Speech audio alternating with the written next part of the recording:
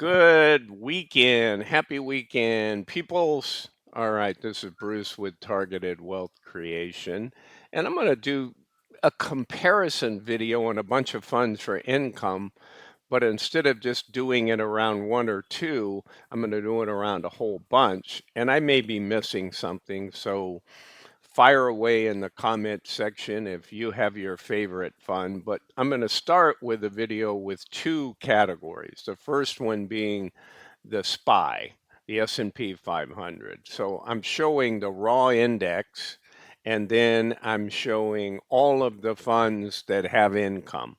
One of the funds, SPY D from State Street, only pays quarterly. So I don't want to show another fund that just mimics it and doesn't pay any income. So you see color coded here. You have SPY in the green, and that green means there's no income. And the whites are all monthly payer. Whoops, the whites are all monthly payers, and the orange here is the weekly payers. So you see that in for Defiance has a weekly payer, and then they have a monthly payer. This is that targeted income one. So let's see how they all rank, because I've got my filters on and I can sort this on any of the columns. So I've got weekly, I've got monthly, I've got one quarterly, and I got the underlying index. And then I've got Granite Yield Boost in here on YSPY. So, the S&P 500 is probably one of the safest ETFs when you consider how broad it is across, 500, as opposed to a Russell 2000 or a NASDAQ 100. I'm going to do the NASDAQ separate, but there's probably so many more players that participate in that category. Um, I can do that one by itself, but I wanted to start with this one and show you across these. So, and whenever you start, you hopefully you find a common date. So I try and go back and see who's limited, right? They didn't come out till 226. So I believe it's the XDTE fund, but don't hold me to that right now because I've been working on so much of this. And then out to the right, I have all the distributions. And some of them work out better on the timing, and some, like there's some weeklies that have already paid over here. There's one weekly, I think, that's paid twice. So that's the SDTY. It's just the way they do it. Now, I did restrict any of the funds that if I used the 226 date, like there were a couple of the weeklies that had a distribution on 227. I said, nah, I'm not going to, we're talking about 20 cents. I'm just not going to count that one. I'll wait till the week that's 7 days after 227, because it's not reasonable to assume that a fund could pay the day after it started. Um, so I do use a little bit to try and even it out. So let's jump in here and look at the data. If you haven't seen my comparisons, I always just have an amount invested. That most people don't pay too much attention to this, but it gives some people an idea. Here's $1,000 in SPY I, the NEOS, high yield, S&P 500, actually a good fund. And so they're saying that from 226 to current. Now, current came into play here, but I went back one day because there were some people that had ex dividend on 6.6. And I thought, you know what? I'll just go back one day on the price, even though they're only going to get knocked. Most of them are weeklies and they're only going to get knocked down 20 or 30 cents. I just went back to current being 6.5 instead of Friday's 6.6. And then when I say prior month, I just went back and used 522. It seemed reasonable where almost nobody, I think one of the funds had an ex-dividend on that date, one of the Defiance funds, but so be it. You try to do the best you can. So that's the money. And then the two components. And I hear this over and over, and I just call BS on these guys that run around telling everybody that NAV erosion doesn't matter. Okay? It matters, people. They're lying.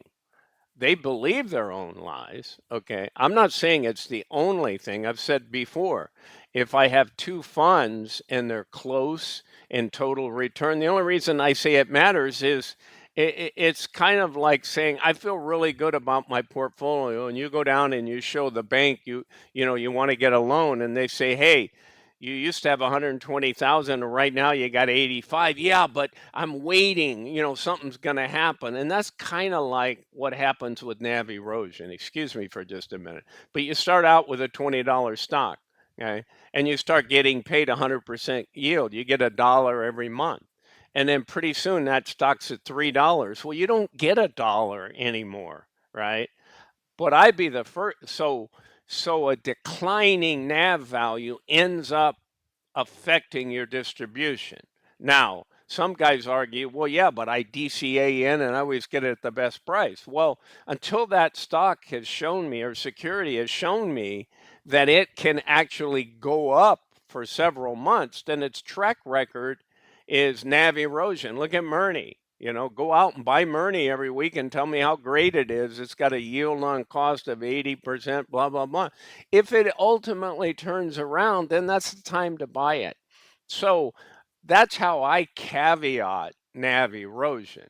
Just like I've done it both ways with the underlying always outperforms. When I was promoting Yield Max and I was using it and saying this is great, I used to say to people, stop with all the underlying always outperforms. I don't buy this for the same reason. If I really want that growth and it does outperform 99% of the time, I'll go buy the underlying. But if I just want income, I don't have the choice in that it may not be convenient, right? If it's convenient and I just carve some shares out, then I buy into the arguments. They're all logical arguments, but I hate it when people now start hating on people that mention NAV erosion. I don't. I mention total return, but guess what total return has? Two components: yield and NAV gain or loss. You can't get around it, peoples. It's real. It's all part of it. Now I get it.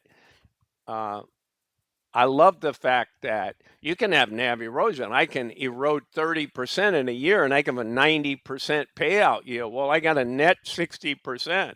If I can do that every year, I'm wealthy in no time. So again, goes back to total return. What is total return with a 90% annual yield and a 30% annual NAV loss? It's 60%. So 60% is fabulous.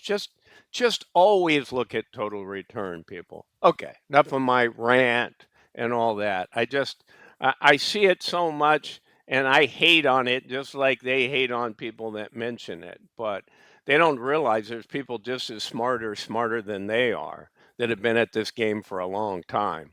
So that's what I got to say on that subject. All right, well, let's sort over here on the stuff that matters. Now, some of you care, is it weekly, monthly, whatever? And if two items are the same, I get it. I'd rather have money every week than I would every month.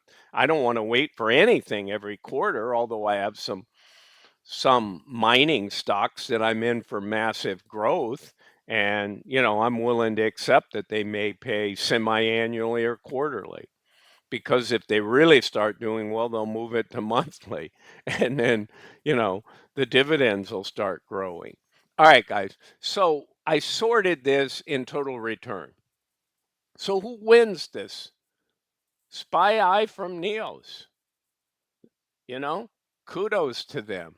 So I used a 226 launch, again, kind of a high point in the market.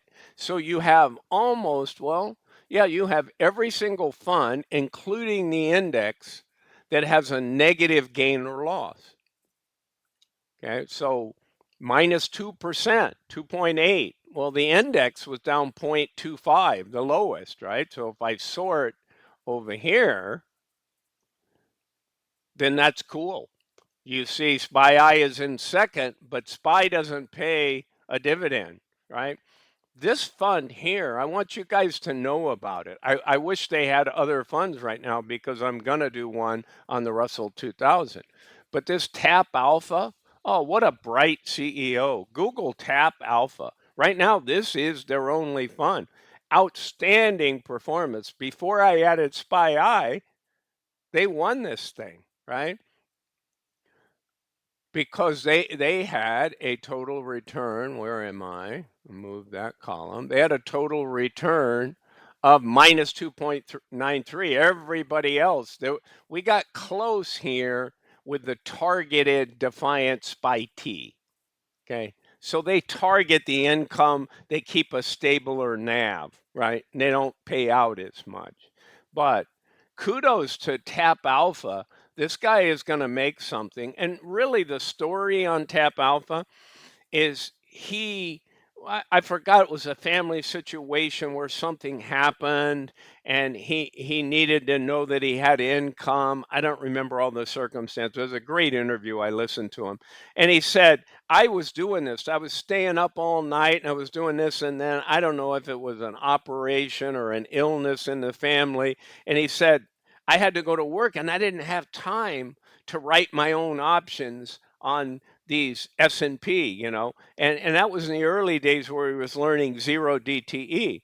So he goes through his whole explanation on how he now uses AI. He said, I would spend 3 to 4 hours analyzing which options, right? And he was talking about, how you get the movement in the market and it runs up prior to it open. Well, if you go out and buy your daily call or put, if you can, not all markets support that, then you're going to buy it in an expanded price. And so he says, I always wait till, like, if you're on East Coast time, when the market opens, a half an hour after market opens. I was a West Coast guy for a long time, so I think in terms of 7 o'clock. On the East Coast, what would it be? 9:30?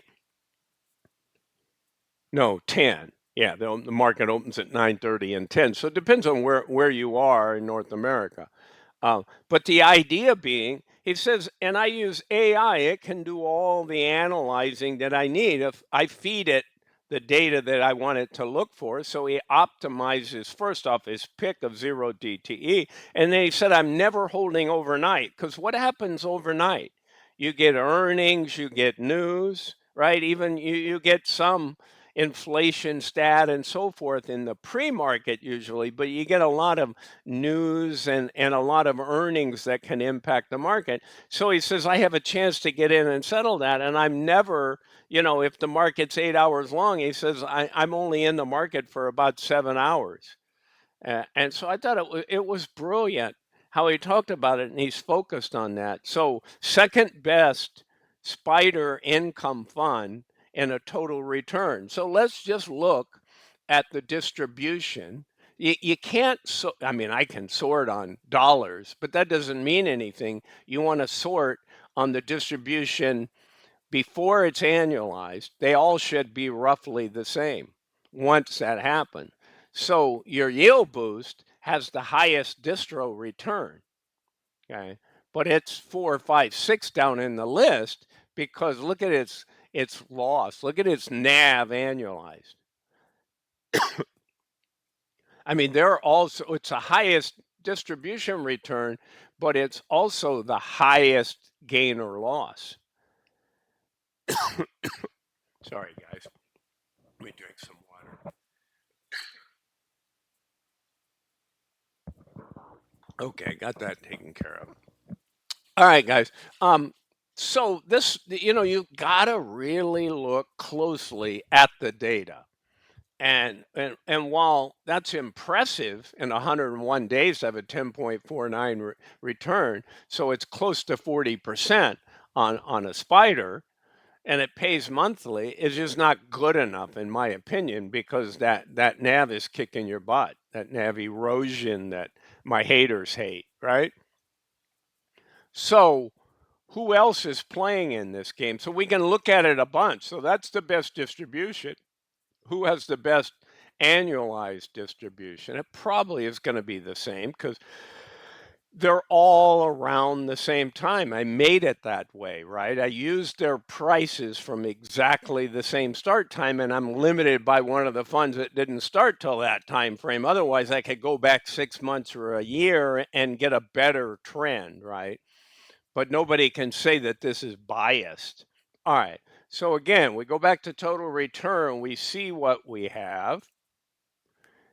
And this, and they always say that the underlying is best. I get it. You want income. So if you can get a 0.31, in other words, you didn't lose anything, and you still get 2.91 in 100, 1 days, which is going to yield you 10.5%, then Niels is doing a great job on that, guys. So I won't go through everything. WDTE, which is Defiance. I mean, Defiance is classic at this. I hope they get better one day. They got some of the nicest people there. I loved Sylvia. Interviewed her. What a great person. What a student of investing and being in that business for a long time with her co-founder. They're getting better. They have some good products. I think MST could be good. Well, you talk about volatility when Bitcoin's running and MSTR is running. I think that's going to be a really good one, but it's not very good with its leverage in the down market or the flat to down, but it's very good in the upside. So I own a little bit. I like to watch it and see how it does in the upside. And sorry to deviate on that, but I don't like to just badmouth anything or anyone, because they all have their pluses and minuses. We're all human. All right, so WTE, this one does better. They're SPY targeted, and it shows, right? So on their gain or loss annualized, it's reasonable. They took a 7.14, you know, NAV erosion in the 101 days, but when it gets annualized, it's 25. But they still paid enough that it got it to 2. Let's look at WTDTE. They got to a -9, so they're still in the upper, I shouldn't say quadrant, but the top half of total return, because they pay a monster distribution, annualized 34%. It's the second highest to yield boost. And then where does yield max? They actually do okay with S Diddy. Well, not really. Okay. You're going to see something better on the next one in the Russell from yield max. Okay. But they're not getting it done here on S Diddy. They're in the bottom half, and there's only 3 funds that do worse. All right, and look at Roundhill. Roundhill's not jumped out there either on its X Diddy. So that's what I got. Take a look at this T-SPY. I think they're going to be something to reckon with for a while, and I looked for them in the Russell 2000. I thought they still only had one fund, but I imagine they're going to get there. All right, guys, let's jump over to the Russell. You don't have quite as many. Again, if I miss something, reach out and tell me, hey, Bruce, can you look at this one? But my qualifiers, they need to give you income, right? If they don't give you any income, I got RUT here, I got the index, but I don't, I'm not looking at somebody that just beat the index, okay? I want to know income pairs because the majority of my audience wants that. All right. And then I had one exception. And so I say it's 8 days different. R. Diddy, you know how that was a tiered launch with Yield Max? I think they did the Q Diddy first, and then I think S Diddy, and then they came out with R. Diddy. Um, and who knows when they're ever going to stop with these funds. I'd hate to have to keep up with all of them. All right. So, in that sense, I just kept the 226. I mean, I could have rolled them all, but I figured it's 8 days. I'm sure it gave them some slight advantage because the market was a little toppier here.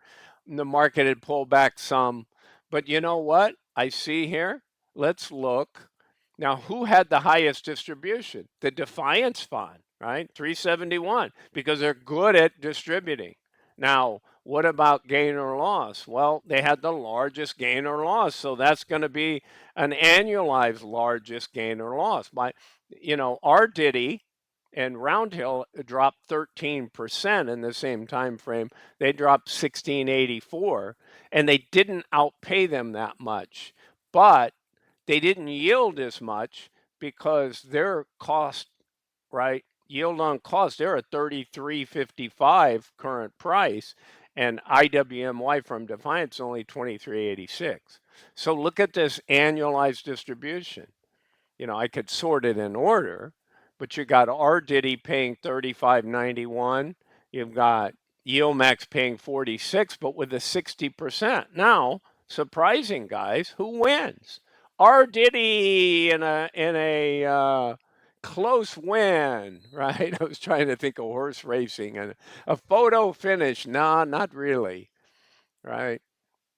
All right, so R. Diddy wins, and I don't think the eight, but I pointed out, guys, I want you to know that. I don't want somebody to say, yeah, well, they had 8 days left. And that can be advantageous. All right, so here's the ranking from that point on. It's ranked in order, right? Ida, Neos. So Neos won the first one, took second in this one. And in the first one, Neos won and Tap Alpha took second. And then your index down here, look at Rut. Your index down here at 12.7. And the Russell's funky. The Russell's been coming back just recently. And the Russell was on fire when, um, whose launch was it? I think it was the Roundhill launch. I remember reporting on it, and it was just outperforming. It really was doing good. And then all of a sudden, and that was 30 days in, I was like, man, this thing's yielding the most on their XDTE and their QDTE. And it's got a big nav gain. And I was projecting out the annualized, and it just turned the other way. And that happens in the markets, guys. Sector movement, within a sector of indexes, there's movement from large cap to mid cap to small cap. All right, guys, so that's what I got for you. I'm going to come back with and then I got a little more to do on all the Misty competitors. I've done one or two things on that, but I want to update some more. I still got some more info I want to share with you on IMST and why I think that's a real legit strategy and could be a real challenge to Misty going forward. I think people will stay loyal to Misty because it's have a 16-month track record. But from what I can see, the knowledge of their fund manager, the options expertise, the way they've set it up, this could be a legit challenge. And I want to go into more depth. I touched on it before. And when I do that, I'll also just compare some of the existing funds because we've got new players coming in, right? We'll have Roundhill before long. I think Yield Boost is ready to drop that in Granite shares. All right, guys, that's what I got for you. Hit me up with anything you need in the comments. This is Bruce with Targeted Wealth Creation. Have a great weekend ahead. It is Father's Day weekend, peoples. At least I think it is. Yes, it is. All right. Have a good one. This is not financial advice. I'm not a financial advisor. Bye for now.